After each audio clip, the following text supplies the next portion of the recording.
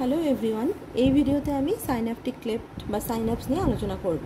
Synapse হচ্ছে সাধারণত দুটো নিউরনের সংযোগস্থল। দুটো নিউরনের সংযোগস্থলকে আমরা সাইন্যাপস বলে থাকি।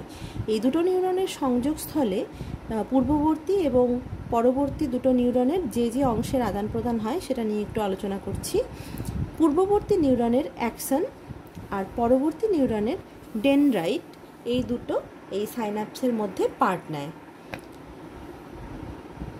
পূর্ববর্তী নিউরনের অ্যাক্সন বরাবর যখন স্নায়বিক উদ্দীপনা নেমে আসে, তখন সেই উদ্দীপনা এসে এই অ্যাকশনের একেবারে শেষে প্রান্তপুরুষের মধ্যে থাকা নিউরোট্রান্সমিটারগুলোকে উদ্দীপিত করে।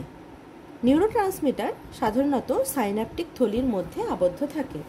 যখন এই উদ্দীপনা এসে সাইন্যাপটিক থলিতে আঘাত করে, তখন সেগুলো বার্স্ট করে নিউরোট্রান্সমিটারকে রিলিজ করে। সেই নিউরোট্রান্সমিটার পূর্ববর্তী নিউরন থেকে বাইরে বেরিয়ে এসে পরবর্তী নিউরনে প্রবেশ করে। এইভাবেই আমাদের স্নায়বিক উদ্দীপনা এক নিউরন থেকে পরবর্তী নিউরনে প্রবাহিত হয়।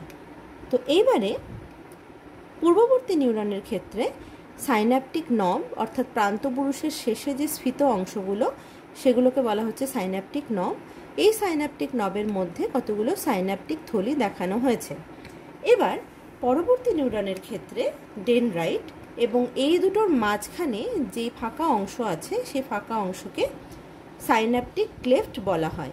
এই অংশেই নিউরোট্রান্সমিটারকে রিলিজ করা হয়। তো এই হচ্ছে আমাদের সম্পূর্ণ একটি